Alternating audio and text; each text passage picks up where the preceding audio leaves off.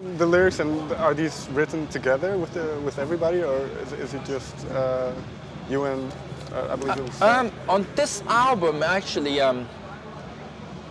Sam and Fred did the majority of the stuff here. The way we changed the working order. So again, it's like this album is like we try to change and screw everything up that we used to do. Screwing up is like all the rules that we set are broken. We assign people different tasks that they didn't do to do and differently. So Fred and Sam did a lot of the music on this album, and then we got the lyrics from different people, and we see what works, different ideas. Someone might send a whole song of lyrics, we might not use any of it at all because it just doesn't fit. You know, so we're trying to get the ideas, and we filter it out. But what then instigated this change where you felt you needed to toss things up in a sense? The change is because it's boring to do things the same way, and if things are too easy, you don't push yourself, you don't finish things, and you don't push yourself. So working with the producer this time, I mean, it really changed a lot of things. I mean, honestly, I was writing to the producer, I was saying, can you do this, this, this, and this, and do this and this to the song? I got a reply, came back and says, this will be considered. I never had that before. It's like, what? So in a way you can say I haven't hijacked the song. You say this has to be done this way. It's got a different kind of view in a different way. But was that the feeling that the band in general had after the previous album? That there was too much of that you had your imprint on a certain song, or that there had to be a change, and one of them was getting a producer in? I don't know. I don't think it had to be done, but we knew if we did that, things will work in a different way. Right. And we just wanted to try something different. So everything got mixed up. It was about breaking all the rules we set before. Before we used to say, oh, we're never going to play a mid-tempo song, and we broke those rules and things like that. Cover? Yeah, cover song. We said we never do a cover song, and it happened. I guess we got a bit open-minded because we've done a lot of albums which were fast. I mean, I don't think we can top the album Ultra Beatdown when it comes to intensity of the music and the long songs. It's just, we can't do it. We don't have that mindset to be able to do it. You know, you can't just go back and say, we're going to make an album just like that one now. You can't, because it was that time, we were in that brain. Right. And this is the current mindset that we believe is the right way to make the album. So there have been some lineup changes over the years. The most significant, or the latest one, was of the lead singer. And then, let me get the name of the album correct. The Power Within was the first record you did with him. Was it now easier with Maximum Overload that he kind of was used to how things worked, and that it flowed better in the writing process and the producing process? It's funny, you learn something and you think, you know what, next time is easier. But the point is, you actually can't do it that way. You can't say, well, I learned it. Next time we just do the same thing, it's easier, we know what we're doing.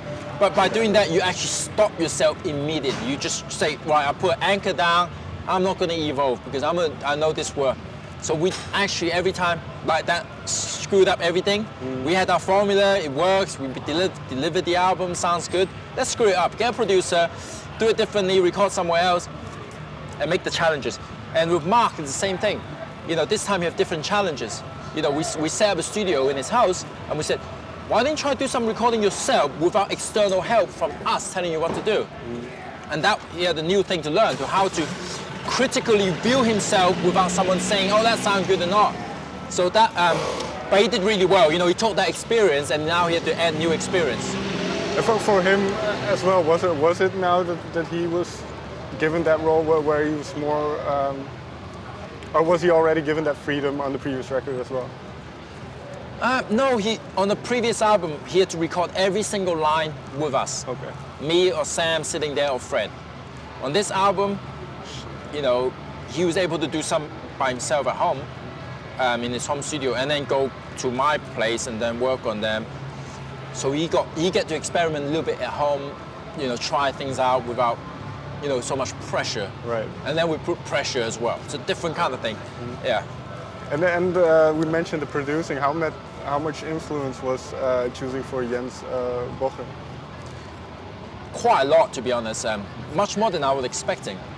When we first got Jens, we thought he's just gonna do some good sounding mix and add a few things, but he really took a big part into this album. There's been a few arguments, us and him, to be honest, disagreeing on what it should sound like, and no, he goes, no, that is not going on an album that I'm working on. This piano gotta go.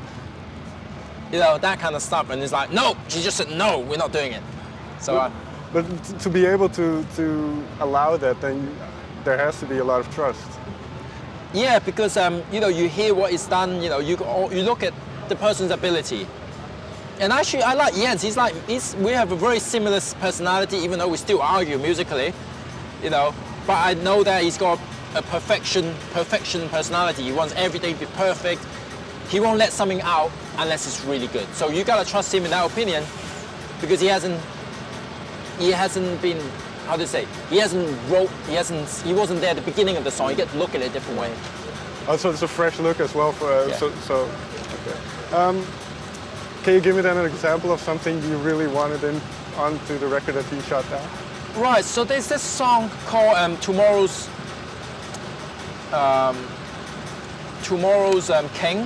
Kings. Yeah. So at the beginning, originally, we wanted the piano and really nicely played piano to open the song. And before that, we had a different kind of nice keyboard, kind of 80s sounding keyboard actually. He rejected both of them and went for the and you thought we were the one picking the weird noise. He said no, he wanted that. He didn't want any piano. He wanted the video game noise. He wanted this and that. It's like, what? Well, have you heard when you approached him to produce the record? Had he told you what he thought of your music? Whether he'd listened to it before? To be honest, his approach on this album was actually said he wants more weird guitar sound, more weird keyboard sound, more electronic video game keyboard sound than us. Okay. So we actually play the balance with him in a different way, because he thinks that makes us what we are. We shouldn't drop into the zone of usual classical pads and choir in terms of keyboard to talk about. I mean, that's just a small part of the whole band, but that's one way of approaching it. So we had to find a fine balance, which songs to get what. Okay. When in the process did the title Maximum Overload come up? Sorry, I didn't hear you. That's hard. When in the process of making the album did the album title come up, Maximum Overload? Right. So the album title, we were thinking about it, but where it really came from, how it actually came is, I had a book, like a little kind of a school book that I had like when I was in school, when I was like 12, 13 or something, right. Maybe 16. And it's written Maximum Overload on it, because there was a band I was in called Maximum Overload. And we were just going through a bunch of notes, and this old school book, right? Because I don't know why I kept them, because there's still pages in them. So we usually use them as the recording log. We write stuff in, or what's done, or write down name of songs or album titles, and we just look at the cover, Maximum Overload. Perfect. Maybe this will actually work. And because we also we're always complaining basically in the band about, basically we're kind of sick of these people that keep writing on Facebook, Twitter all the time. No one cares. I mean, really, I'm not interested. You want to unsubscribe from their feed. You feel like you're going to hurt their feeling. I mean, really. It's like, okay, I really don't give a shit about telling you how, these guys telling you how great their lives is. I'm not interested. Tell me something interesting about that I care about. To be honest, I'm not really into posting, sharing or anything. If I do it because some people might want to see it, I think, hopefully. and it's a bit about that. In Maximum Overload, most people just, the world overloaded information. They don't even have enough. People don't have time to process the information, to even listen to the music, for example. They just like overloaded with so much information. They want to swing all day long. So that's kind of where the title comes from in the album cover.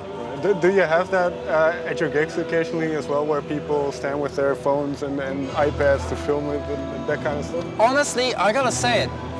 Why do you pay for a ticket to see a live band and then you shove your phone in front and look at the little screen? Or just, even if you don't look at the screen, just holding it, you ruin the whole experience. Once it's past that experience, you shouldn't even try to live it again. It's just never gonna be as good as what it is. You look at your phone and you think, oh, this sounds like shit. Okay, finally, because the music is getting a bit loud. The Johnny Cash Ring of Fire cover. How did it come up?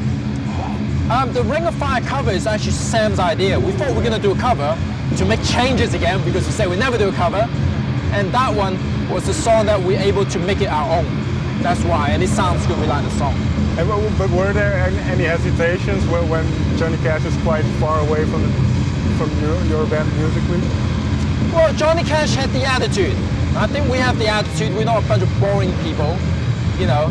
Even though we play complicated, complex music, I think we're pretty lively, full of life, and we have a good time. We're cool people to hang out with. We're not arrogant.